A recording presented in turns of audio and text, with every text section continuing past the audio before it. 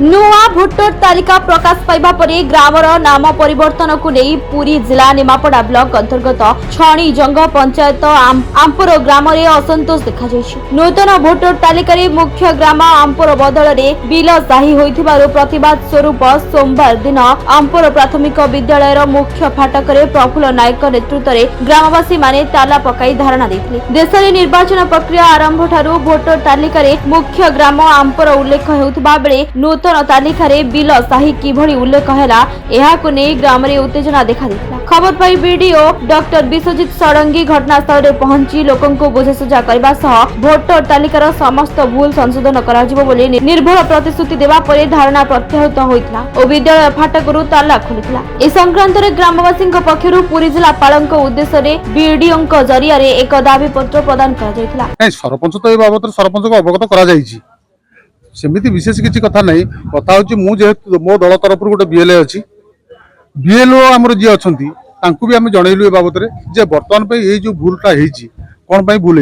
ना यहाँ संशोधन हम ना केबे हम ना सेमती आम कहीपर तेणु ग्रामवासी मैंने समस्ते कथा जाना पर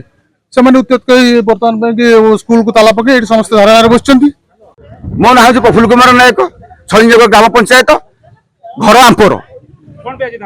धारणा बसी शुणु आंपोर मटी हूँ रेवेन्यू विलेज गाँ ये गाँ हूँ निमापड़ा मटी ये हूँ गोटे मेरुदंड निमापड़ार छणीजंगर यहाँ हृत्पिंड ये ग्राम को बर्तमान पड़ा मौजा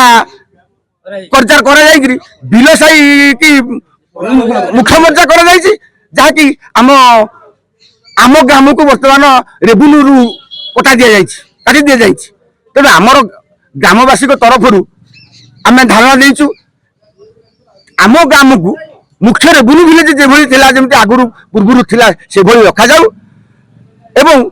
प्रशासन आसिक प्रशासन जेपर्यंत आम पाखे न पहुंची एक संशोधन न कर आम से पर्यटन धारणा बसबू बोली आम दृढ़ निष्पत्ति आम ग्रामवासी तरफ नहीं। पुरी सन्तोष कुमार दास को रिपोर्ट निरपेक्ष।